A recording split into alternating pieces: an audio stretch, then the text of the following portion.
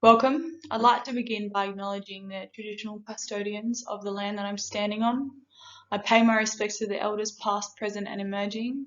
They hold the memories, the traditions and the culture of Aboriginal and Torres Strait Islander people across the nation. Always was, always will be. So today we're looking at ATL Standards 1.4 and 2.4.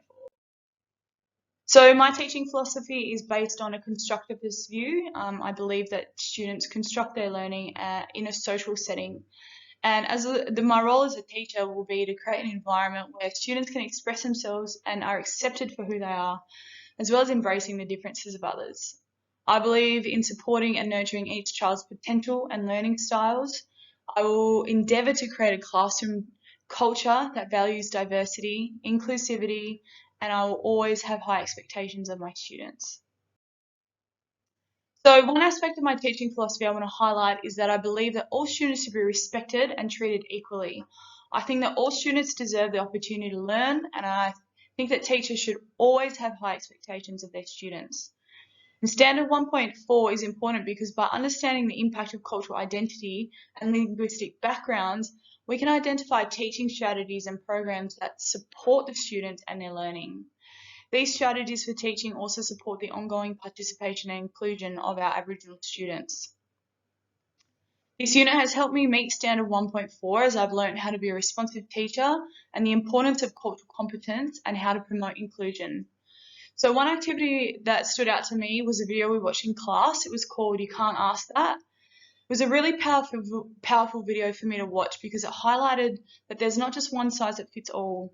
So when approaching the education of Indigenous students, I realised the importance of nurturing individuality and always staying relevant to them, their families and their culture. So in order to meet the needs of Indigenous and Torres Strait Islander students, I will continue to develop my understanding around collaborative learning strategies. I will focus on positive relationships with family and community members in order to create a safe and nurturing learning space.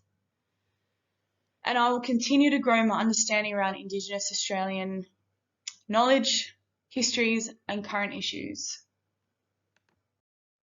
So ASIL Standard 2.4 is essential to promote equality and fairness, which helps provide a more inclusive environment for all students. This standard also provides opportunity to develop understanding of Aboriginal history, culture and language, while also supporting students to develop their respect for diversity and understanding of Aboriginal and Torres Strait Islander history and culture. In topic 5, I listened to a lecture presented from the perspective of 2 Aboriginal women about the history of suppression and racism and the ongoing effects policy still has on the Indigenous people of Australia.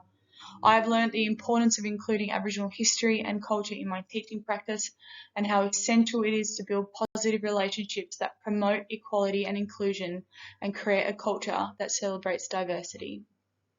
Thank you.